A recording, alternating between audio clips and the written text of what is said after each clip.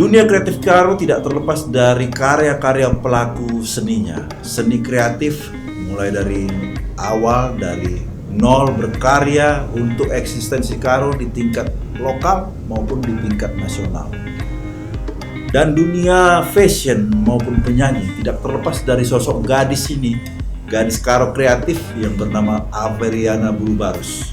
Hari ini kita telah sampai di rumah Wis. Sebentar lagi kita akan cakap-cakap dengan Averiana Bulubarus bersama saya, Joy Bangun. Oke, saat ini kita sudah bertemu dengan Averiana Bulubarus, seorang tokoh muda Karo yang kreatif, seorang gadis muda Karo yang menggali tentang kearifan lokal Karo. Dan kita sudah sebentar lagi akan berbincang-bincang dengan Ave.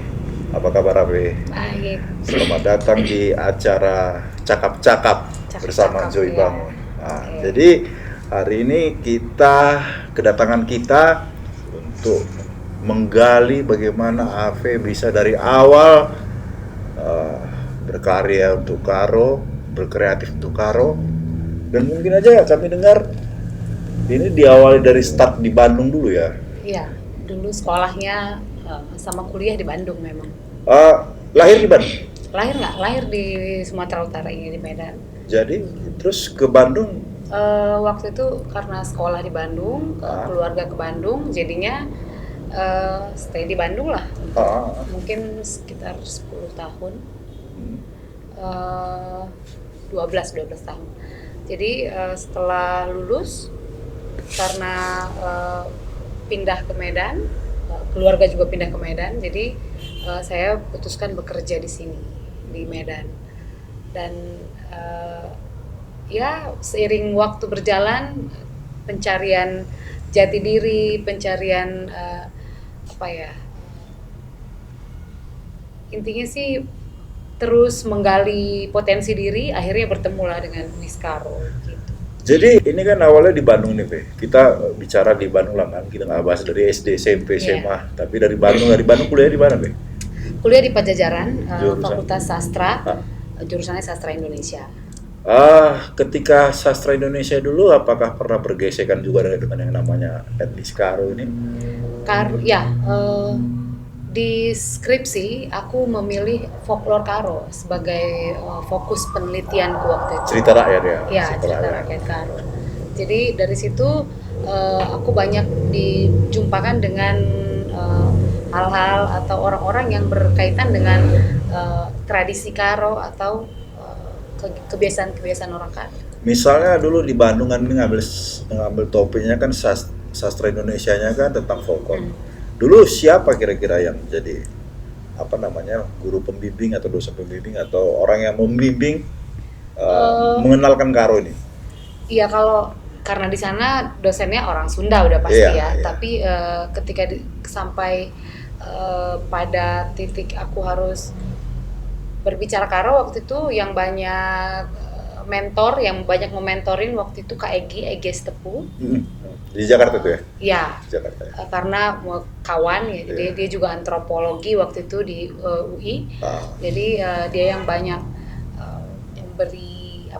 memberi support dan mentor lah. Jadi mentoring baru adalah beberapa seperti Kak Ita Pulina, Bang Juara, lalu meluas ke sudah banyak sekali memang orang-orang yang akhirnya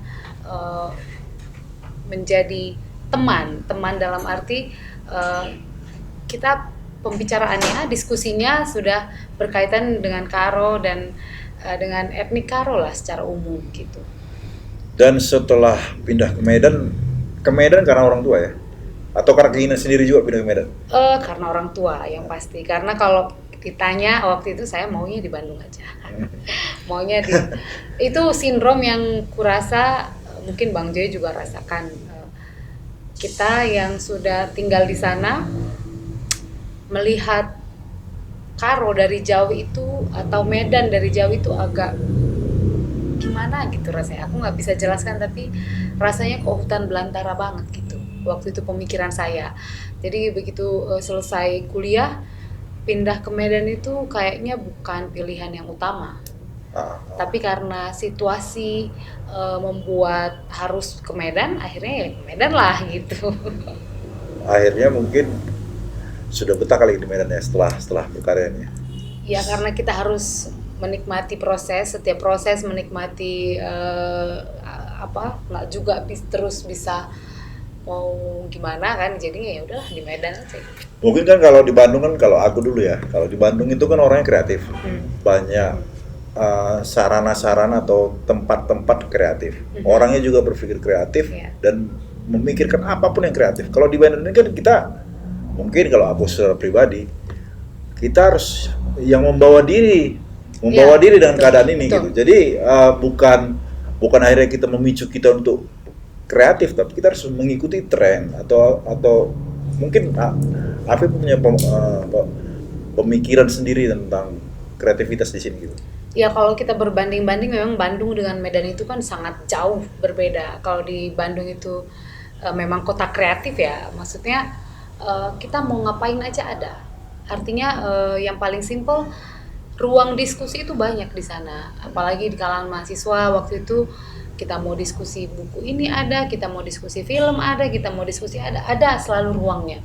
Dan ada ruang berkreasi. Kalau di Medan ya mungkin karena juga saya nggak tumbuh di sini gitu, nggak dewasa di sini, jadi saya kekurangan ruang waktu itu. Jadi begitu saya punya akses yang lebih besar karena saya waktu itu kerja jadi wartawan di Medan, akhirnya membawa saya ke banyak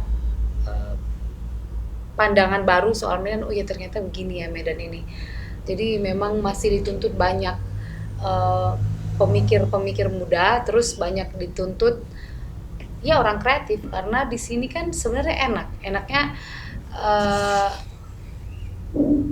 ya ibarat ruang tadi banyak yang belum terisi.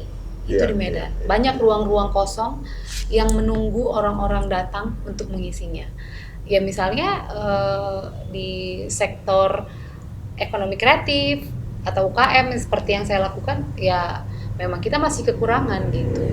Dan itu juga yang membuat saya akhirnya ya udah kita terjun ke sini. Jadi kan gini, dulu sebagai wartawan, sebagai pers ya di Tribun Medan. Di Tribun Medan. Jadi sekarang udah nggak lagi, Be? Udah enggak. Kenapa berhenti? Pertama dulu saya memang tidak mau berkarir di media. Oh, oke. Itu memang dari awal saya sudah sadari. Artinya saya memang membuat media itu menjadi jembatan saya untuk lebih gampang menelusuri Medan ini, karena satu memang media itu sejalan dengan apa yang saya kerjakan waktu kuliah. Artinya saya tidak punya tantangan besar banget gitu. Jadi dengan saya punya bukan kartu pers lah ya, karena bukan jadi tameng juga. Artinya saya dengan menjadi seorang jurnalis, saya punya akses yang lebih luas, bertemu dengan banyak orang, mengenal banyak event waktu itu di Medan, dan punya keberanian yang besar karena saya tahu saya sangat merasa ciut di Medan ini waktu itu. Dan berapa tahun tuh? Jadi 3 tahun. Jadi 3 tahun di Tribun, lalu masih sempat berpindah menjadi editor di salah satu tabloid, namanya tabloid Imaji. Akhirnya berhenti total. Berhenti total, apakah melanjutkan kuliah atau memang langsung menjadi penyanyi atau jadi buat rumah wisnya atau gimana? Kalau kuliah itu balik lagi karena dulu niatnya bukan berkarir di media, jadi saya memutuskan kuliah, ngambil S2 karena memang nanti saya berpikir nanti mungkin saya jadi dosen lebih enak lah. Belum terpikir lah waktu itu menjadi seperti sekarang gitu kan. Kalau nyanyi kan memang sudah dari dulu, masih dari Bandung pun sudah bernyanyi sebenarnya, walaupun tidak diseriusi gitu. Jadi jalan aja. Saya memutuskan betul-betul berhenti itu karena satu kuliah dan berusaha lah, berbisnis gitu. Dan gini, kita bicara tentang lagu dulu baru ke rumah wis nih nyanyi kan mungkin sekarang Ave ini kan kalau di YouTube itu kan mungkin hanya Ave yang bisa milian jutaan view. Udah banyak sebenarnya, sudah ada yang mengarah-arah ke situ. Udah banyak sih. Dan followernya mungkin ada sekitar 50.000 ya? Enggak, belum. Belum. 30 30.000. Ya, 30.000. Jangan lupa subscribe nanti teman-teman. Ya. Dan kalau kita lihat kan nih lagunya ini kan agak memang kalau hits ini kan tergantung orangnya, tergantung lagunya, tapi tidak mengesampingkan video klipnya. Iya. Nah, jadi artinya banyak penyanyi karo bagus lagunya, banyak lagu karo bagus penyanyinya, tapi mengesampingkan video klip. Tapi Ave ini agak serius nih garapnya. Iya. Karena mungkin aku lihat dari beberapa garapan terakhir dikerjakan memang serius gitu. Mungkin bisa bersaing dengan secara nasional. Apakah ada bentuk perjuangan untuk itu? Maksudnya apakah memang niat untuk itu atau memang berkorban untuk itu, atau memang sudah ngeset harus bagus nih? Iya, udah pastilah. Jadi saya juga dari tahun 2008 ikut produser lah ya. Ya. Rekaman ya namanya kita ikut produser, otomatis kan kita ikutin apa yang mereka minta gitu. Jadi begitu rekaman waktu itu dengan Kila Almarhum Jasa, lagunya bagus, sangat etnik gitu ya, tapi pada saat itu mungkin video klip begitu udah keren gitu ya. Okay. Jadi tapi bukan itu yang saya mau waktu itu. Terus ikut lagi produser, bikin lagi video klip. Waktu itu lagunya Kapras Tongging, hits itu ya, tapi video klipnya aduh gitu, maksudnya mungkin pada saat itu sudah bagus di situ, tapi kita yang sudah, apalagi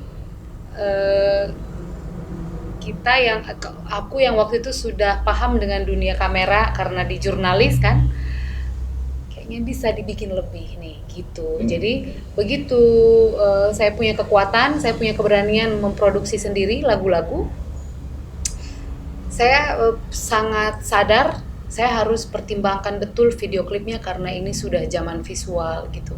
Orang sudah suka matanya dimanjakan gitu kan. Jadi saya beranikan diri dengan teman-teman yang memang mereka kerjaannya di videografi waktu itu. Saya pilih pertama itu sekali lagu Perbual yang saya garap video klipnya itu.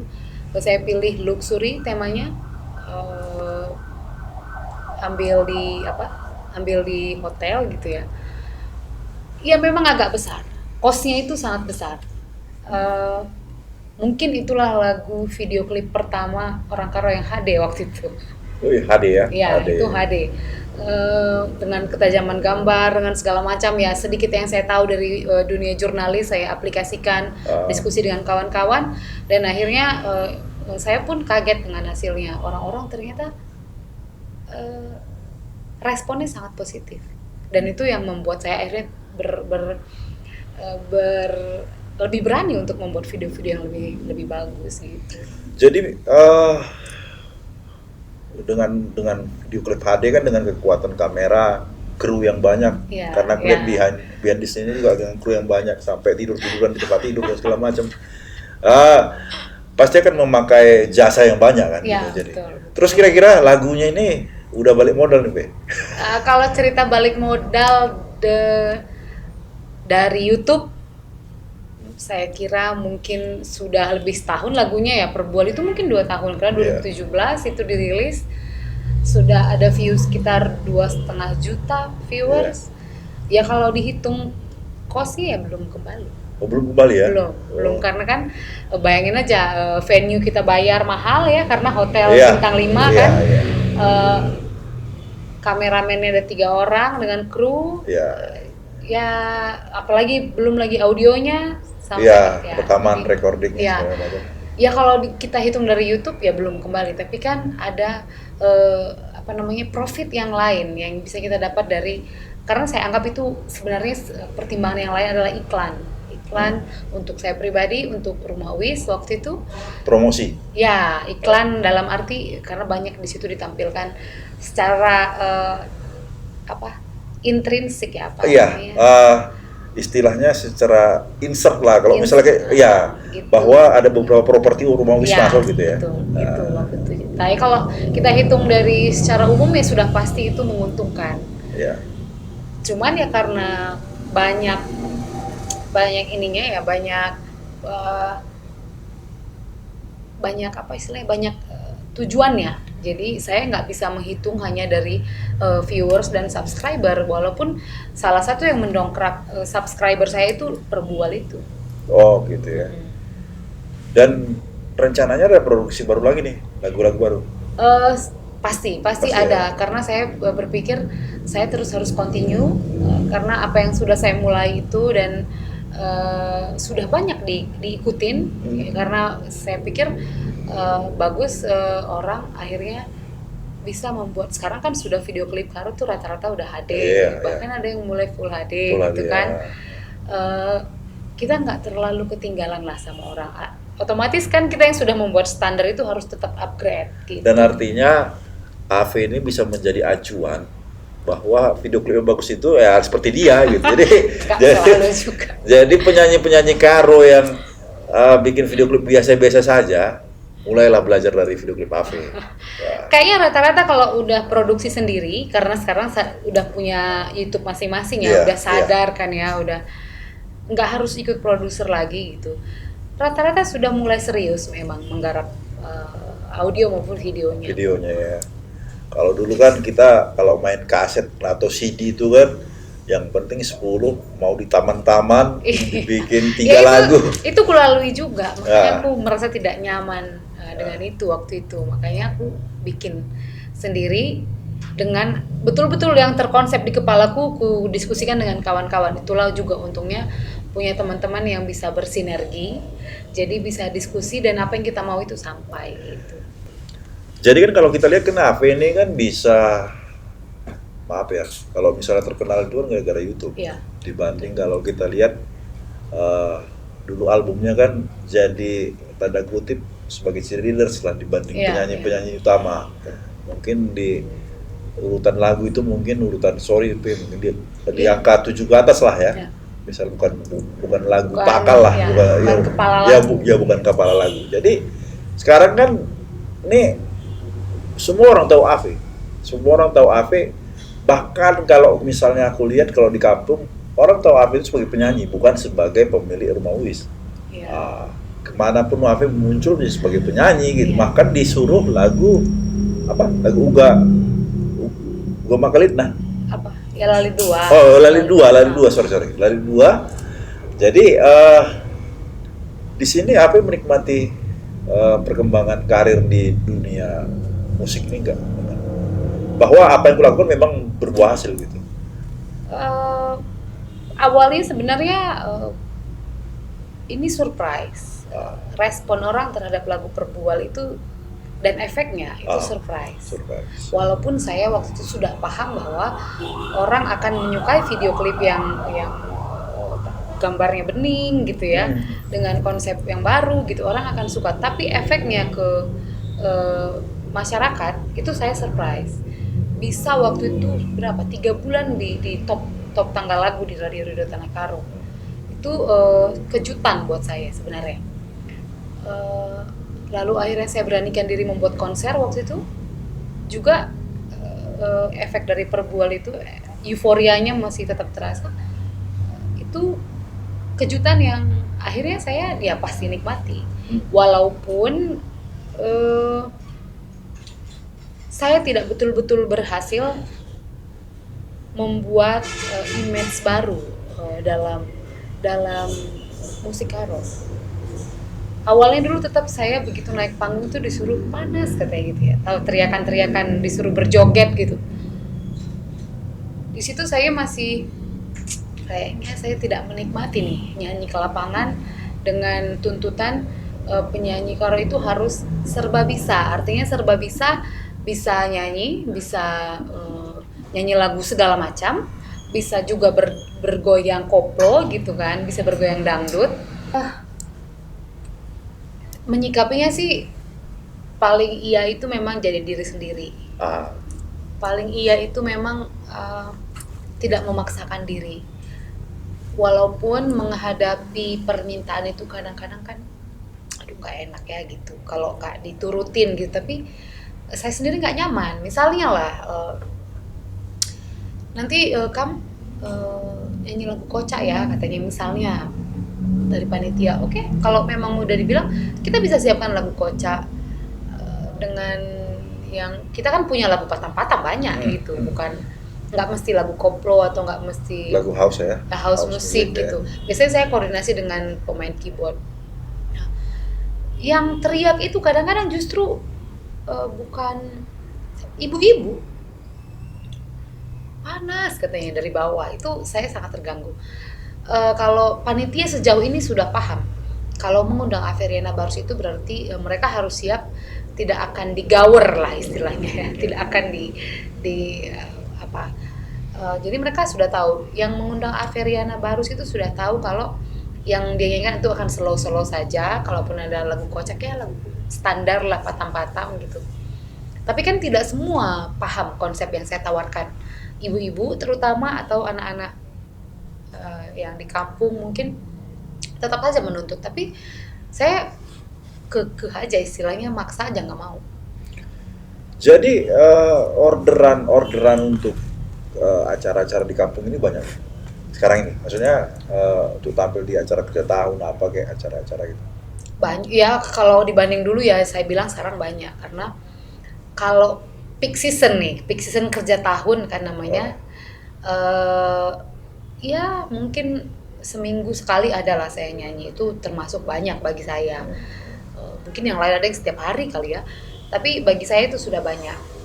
Kalau sudah lebih 2 kali pun saya biasanya udah agak memilih, karena saya kan kerjaan ada di sini, terus ada kerjaan lain, jadi kita kan nyanyi itu kerja tahun itu kan biasanya sampai subuh, itu saya kurang nyaman sebenarnya.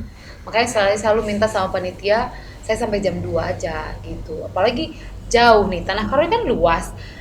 Dan tidak hanya di Tanah Karo, karena kan orang Karo ada di banyak kabupaten selain Karo. Katakanlah Simalungun, Dairi, Langkat gitu. Jadi bayangin aja dengan jauhnya tempat nyanyi, mungkin butuh 2-3 jam sampai di rumah. Kalau pulangnya juga jam 2 kan udah jam 5 gitu sampai di rumah, atau jam 6 gitu. Makanya kadang-kadang saya request sama panitia, saya bisa datang lebih cepat tapi pulangnya juga lebih cepat. Kira-kira apa harapan untuk di dunia musik ini, Fe? Untuk sekarang kita bicara dua itu untuk harapan pribadi dan harapan untuk praktisi musik, begitu penyanyi, pencipta dan musisi itu sendiri. Kira-kira harapannya mungkin ke Ave dulu nih. Kalau harapanku pribadi itu banyak yang sudah sampai sebenarnya. Artinya lagu Karo itu sudah lebih variatif. Makanya saya setiap lagu itu menawarkan musik yang berbeda genrenya atau mungkin sentuhannya, walaupun garis merah itu tetap ada etniknya. Itu memang yang saya selalu tawarkan. Dan sudah banyak yang seperti itu. Artinya harapan saya untuk musik Karo itu sudah tercapai, itu sudah banyak. Terus mungkin pelaku musiknya itu lebih open minded. Kenapa saya bilang open minded? Kita itu masih tertutup kepada hal-hal yang baru, termasuk musik. Susah menerima hal yang baru. Kenapa misalnya yang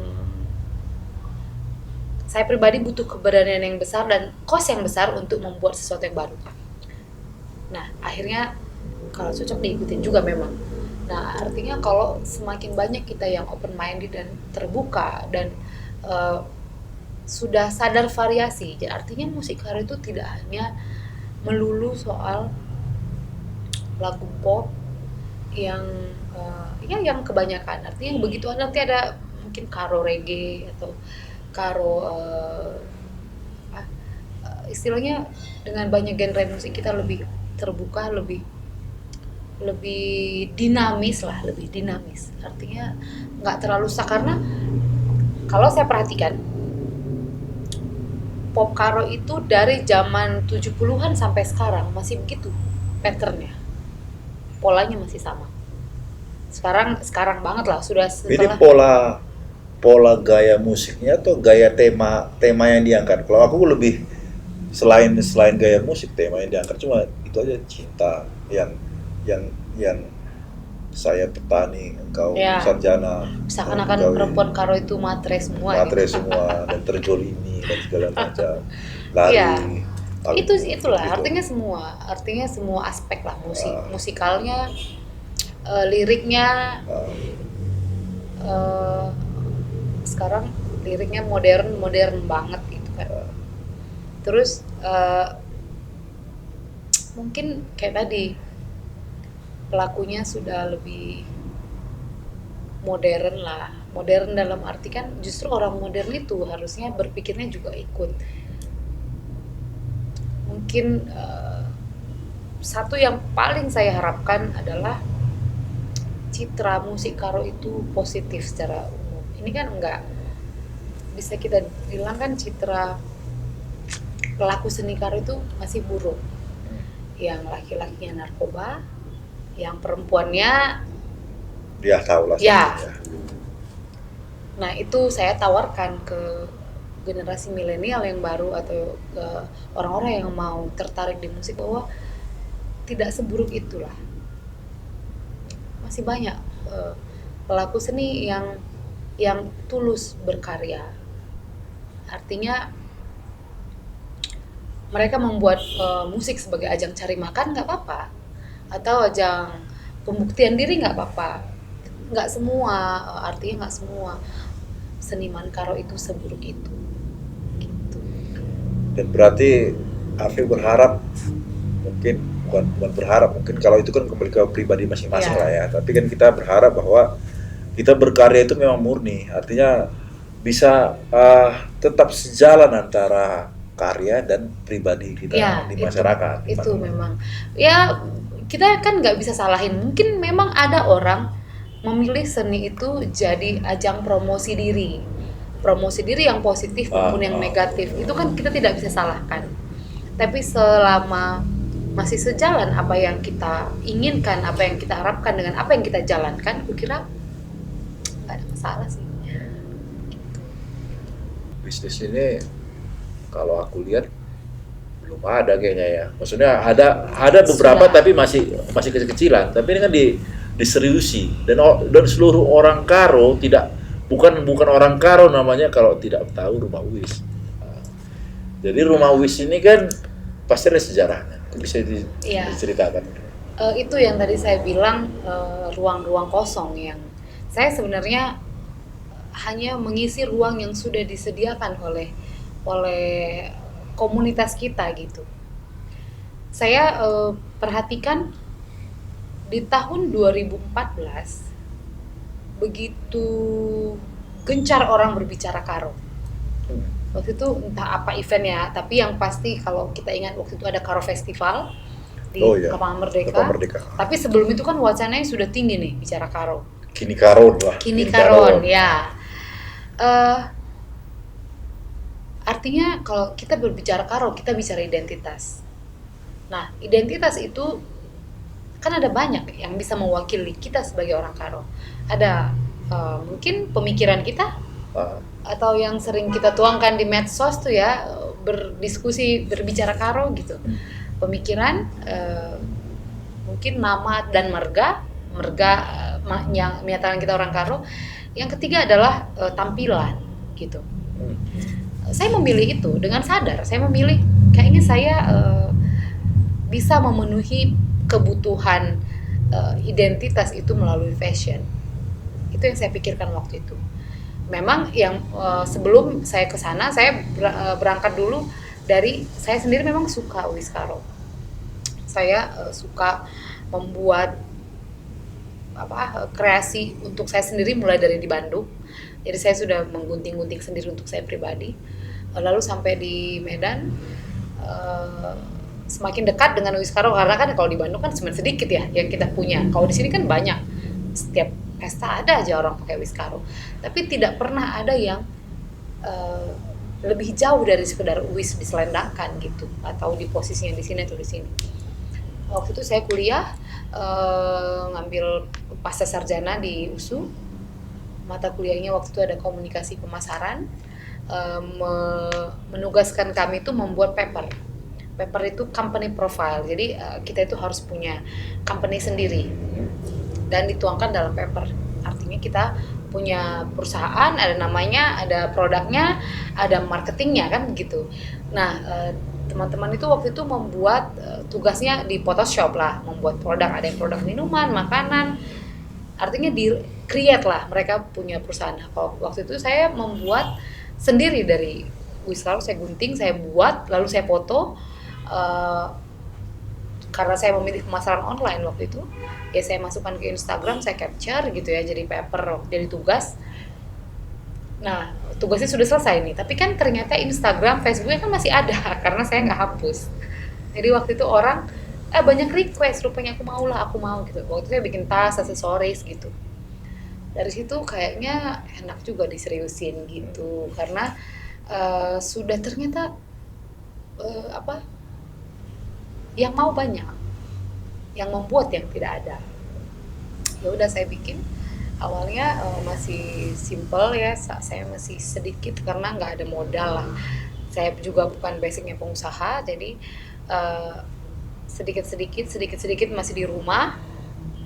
Lama-lama sudah banyak yang tahu, saya beranikan diri membuat galeri begini. Itulah.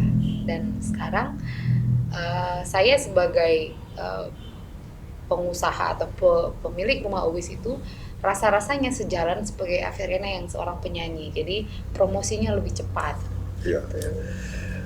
Dulu waktu memulai ini kan kita kan di AV kan buat ini kan banyak sekali eksperimen dengan Uwis ya. Ditaruh buka bulu di mana, dijadikan apa. Kalau ini kan agak kolot kalau dalam apresiasi. Ya, berbeda dengan kawan-kawan kita di Jawa atau bahkan di NTT sana. Uwis bisa dijadikan apa aja. Ya. Di sini kan kalau aku dengar sih, ya aku baca beberapa kayak beka bulu kan harusnya ditaruh di kepala. Tapi banyak itu yang punya laki-laki gitu. Di eksperimen kan di rumah Uwis ini kan bisa dijadikan dompet, bahkan seperti gini dijadikan apa gitu. Apa pernah dapat kritikan atau apa? Masih sampai sekarang masih ya mungkin kalau berbicara langsung sama saya udah enggak. Artinya mungkin mereka udah males mungkin atau udah atau yang palingnya saya kira mereka tidak punya landasan. Kalau kita kan sekolah ada landasan teori nih, baru kita berbicara. Kalau kita yang sekolah kan diajari riset dulu sebelum berbicara, atau riset dulu sebelum bikin tas, sebelum bikin ini. Ya saya riset dulu.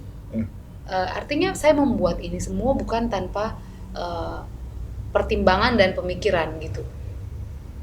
Kalau misalnya sekarang ada orang bilang buka bulu kain laki-laki, wisnipes kain perempuan, julu wisdi beru ini wisdi laki, itu mulai kapan?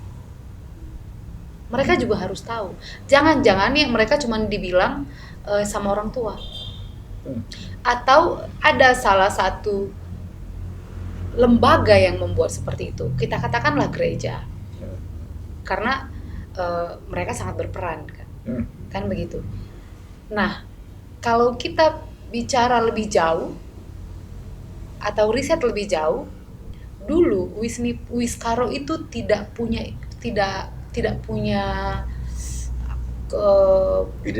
identitas. Kan sejatinya Uwis itu dulu untuk penutup badan. Betul tidak? Dulu mana ada istilahnya Uwis ini ya, walaupun memang ada beberapa yang memang dari dulu mungkin sudah begitulah pakemnya. Tapi kan sejatinya Uwis itu penutup badan. Namanya gunung sana dingin.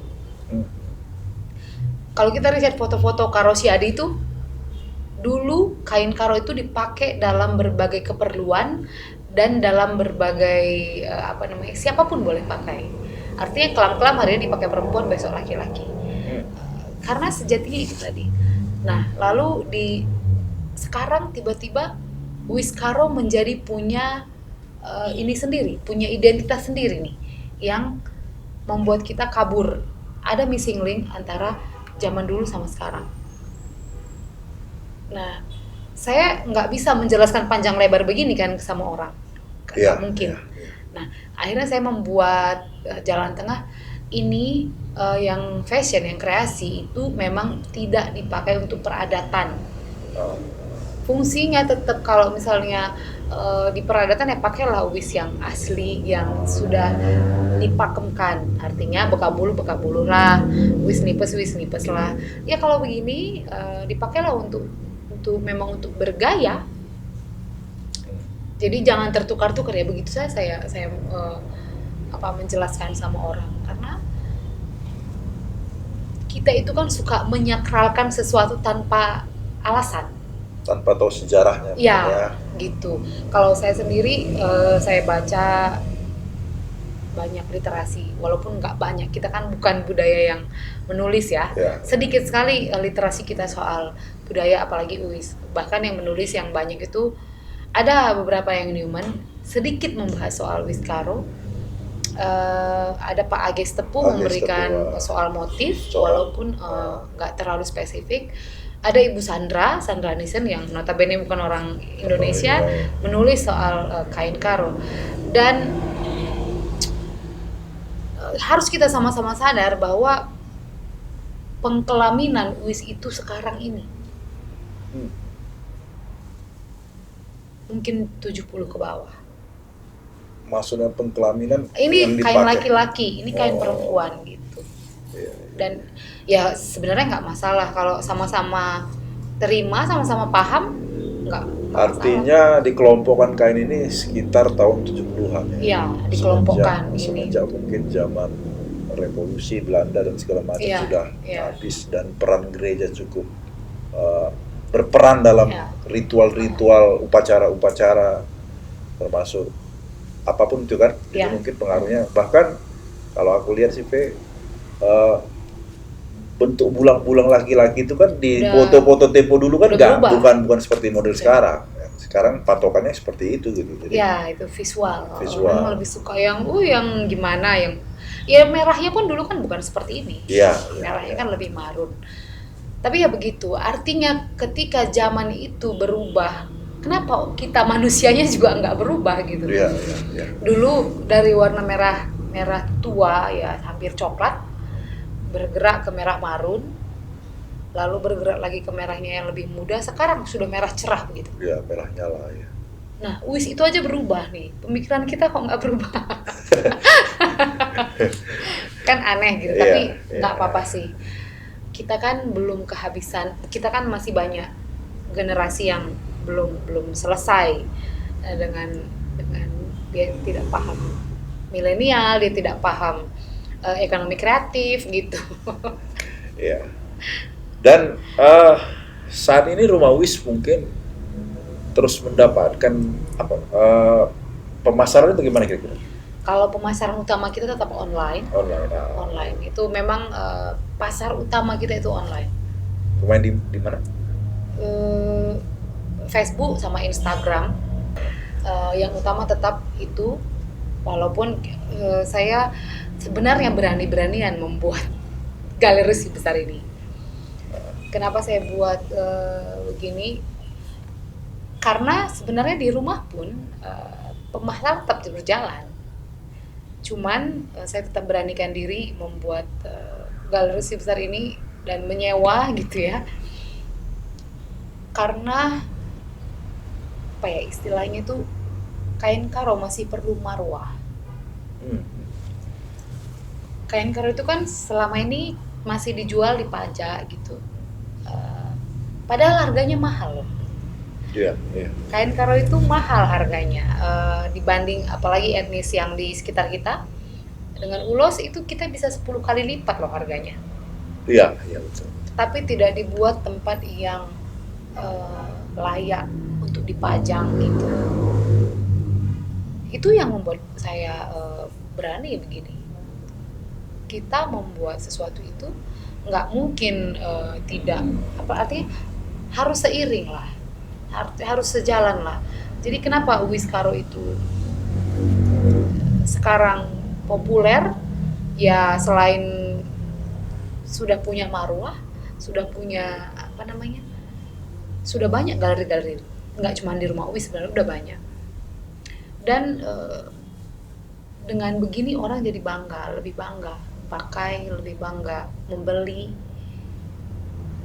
Masih ada kok mindset sampai sekarang kalau belum belanja di rumah wis itu belum keren gitu. Ya karena saya memang membuat gitu. Saya membuat tempat orang datang itu nyaman dan dia worth it mengeluarkan uang yang besar. Dan harganya, Fe, apakah sama dengan di pajak?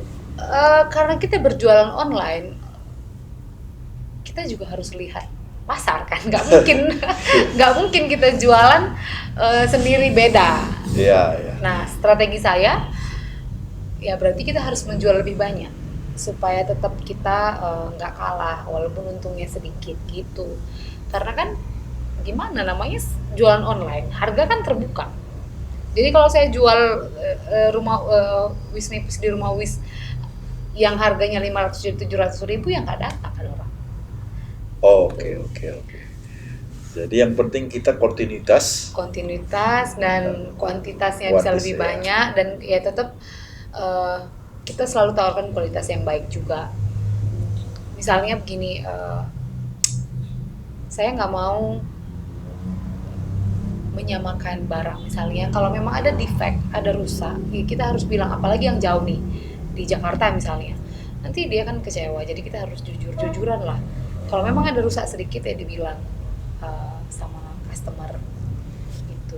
Jadi akun Instagram ini sama Facebook langsung dipegang sama Ave? Ada sudah yang bantu. Ada yang bantu ya. Walaupun saya otomatis ke link. Ya. Jadi satu akun bisa 2 orang. Iya. Ya.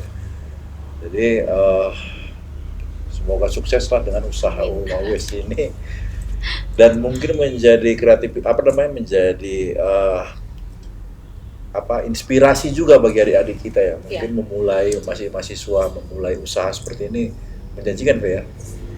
Ya intinya usaha apapun itu kan soal kekuatan dalam arti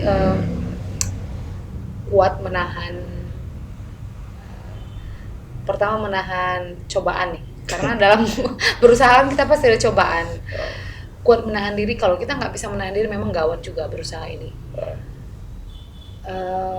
Menahan diri dalam arti begini, belanja itu berapapun nggak cukup, artinya menambah modal.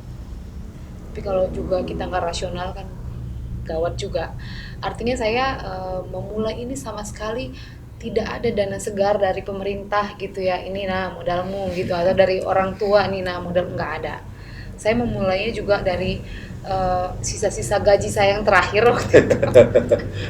Iya. Jadi artinya semua bisa. Kalau saya juga bisa berarti yang lain kan juga bisa gitu. Enggak, orang kan selalu kendalanya nggak ada modal. Saya nggak ada modal memulai ini.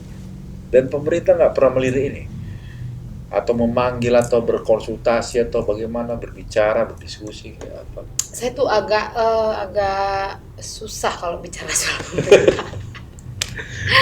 Kukira semua pelaku kreatif juga akan berpikir sama saya, kecuali yang sering dibawa-bawa pameran lah. Iya. Ke luar negeri kemana. Kalau saya barangnya sering dibawa pameran tapi orangnya nggak pernah. Begini, kalau soal pemerintah, saya sudah bersyukur dengan dikasih fasilitas yang baik saja, jalan raya bagus, dikasih kurir pengiriman barang beroperasi dengan. Ini maksudnya bukan pemerintah Republik Indonesia, tapi Pemkab Karo atau Pemkab Langkat atau Deli Serdang yang berhubungan dengan Karo. Apakah pernah mereka memakai jasa AV untuk fashion dari pemerintah atau apa gitu, cara apa? Tunggu ingat dulu, karena memang kayak nggak ada yang bisa diingat. Karena nggak pernah ada ya, karena jarang. Memang dari awal pun saya tidak pernah berharap pemerintah akan appreciate, pemerintah akan memberi penghargaan, enggak. Atau membeli hak cipta, atau membeli misalnya satu motif nih, biar pegawai kami yang pakai misalnya, atau satu karya AV dipakai oleh bupati atau wakil bupati. Enggak. Biasanya sih yang datang instansi itu malah personal. Mereka misalnya grup, nanti kita seragam lah, Natal misalnya atau apa, dari bank datang ada. Tapi dari mungkin instansi juga, kalau pemerintah mungkin mereka juga sibuk ya, jadi nggak sempet. Cuman begitu, memang saya nggak pernah berharap atau apa gimana gitu, tapi kalau bagi mereka Rumah Uwis ini memang ada bargainnya, ya harusnya mereka datang. Tapi berarti mungkin belum cukup punya bargain Rumah Uwis ini, saya kira. Cabangnya ada di sana? Enggak, karena kita punya banyak reseller, jadi saya nggak punya cabang. Artinya begini, saya pribadi dengan sadar sudah mempromosikan Karo ke banyak tempat, ke banyak event, ke banyak, bahkan saya dikasih penghargaan dari Jakarta sana karena Uwis Karo gitu. Mungkin pemerintah sudah cukup, oh ya bagus nak gitu aja. Bagus ya. Ya. Dan memang ya kurasa kita paham lah Bang, kita ya. pekerja kreatif mah nggak akan pernah menunggu pemerintah, sampai apalagi kapan ya? Ya nggak, kita bukan diajar begitu kan. Tapi kalau mereka memang merasa punya apa namanya, kayak saya bilang, kalau ada perlu juga nanti datang gitu. Paling tidak mungkin bukan membantu ya, tapi kalau dari Rumah Uwis ini, kalau aku lihat bukan membantu seperti seniman-seniman lainnya, tapi paling tidak membeli juga sudah berarti dalam Kalau membeli adalah membeli pribadi-pribadi ada, dari pemerintahan ada, yang saya kasih juga banyak gitu. Gratis ya? Ya, saya apa? Atau karena memang bangga dipakai oleh mereka, kasih gratis? Sebenarnya niatnya sih supaya mereka itu pakai pakaian Karo gitu. Oh. Ada acara nih, pakailah biar nampak gitu. Ada yang beli, ada juga yang care dan secara pribadi menyelamati atau membeli, menawarkan sama orang, ada juga kok yang begitu. Tapi kalau misalnya kita bicara saya bantu patenkan ke Haki atau bantu, enggak. Dan kurasa memang itu bukan kerjaan mereka juga lah. Itu kerjaan kita mungkin ya. Iya. Gitu. Demikianlah bincang-bincang kita, cakap-cakap kita dengan Averiana Barus, seorang anak muda Karo kreatif yang memulai karir di Bandung, pindah ke Medan, memulai usaha di Rumah Uwis dengan modal yang kecil dan Nggak ada modal. Nggak ada modal, nggak ada. Udah aja ketawa-ketawa dulu. Nah, ini kita nanya yang terakhir, Pet. Nanya soal pribadi nih. Tadi kan usaha-usaha apa segala macam. Ya, ini kan kita nanya. Biasanya aku selalu nanya yang pribadi. Nah, kita tanya tentang pasangan. Ngomong-ngomong, udah ada nggak atau gimana? Ini kan supaya teman-teman tahu dan mungkin masih berpeluang atau gimana? Atau cari yang mama apa atau apa? Itu most asked question itu. Paling banyak ditanya kalau saya bikin tanya saya di Instagram itu paling banyak. Ya saya belum married, artinya masih single. Tapi ya mau married lah. Ya kan, nggak mungkin nggak mau itu. Apakah sudah ada? Ada nggak ya? Tapi aku dengar dulu ada terlibat dengan yang namanya Mama Biring ya dulu ya. Kapan? Apa? Siapa itu ya? Mama Biring. Bener nggak ya Mama Biring dulu? Atau sekarang udah ada atau gimana? Ya kalau misalnya nggak mau diungkapkan aja. Itu nanti mungkin bisa DM aja lah ya. Oh DM aja. Oke, DM ke Rumah Uwis. DM Rumah Uwis, siapa tahu ada yang, tapi jangan Mama Karo pasti tutup. Nanti langsung pesunggal tempatnya. Iya. Jadi untuk mendapatkan jasa apa sih? Jasanya ini jasa untuk bernyanyi. Iya. Gimana? Kita kasih nomor HP-nya atau bisa, atau biasanya sih langsung di Instagram tuh ada nomor kontak. Oh, langsung di Instagram ya. Nah, di Instagram ada nomor kontak. Jadi Facebook dan Instagram bisa lihat di sini. Nah, di sini nanti bisa di like, dan juga YouTube ya, Fe? Ya. Nah, YouTube-nya juga ada di sini. Kalau nggak bisa lihat ada di deskripsi. Silakan subscribe karena menambah subscribe, menambah view, uang masuk juga tuh aku. Dan subscribe itu gratis loh. Subscribe itu gratis, jangan lupa tanda loncengnya. Kalau subscribe kalau nggak ada tanda loncengnya sama aja bohong. Iya. Ya nggak pernah dapat updatean dari Nanti aku. kita rajin update video Bang Iya, ya. rajin video karena mereka menunggu lagu-lagu baru dari Ave. Dan memang Ave ini ya kalau bukan selebgram tapi YouTubers terkenal karo lah sekarang. Iya kan? Oke. Amin lah, amin. Nah, sekarang kita tutup acara kita ini dengan salam cakap-cakap, salam kreatif, tetap semangat. Oke. Selamat Jajuah. Jajuah.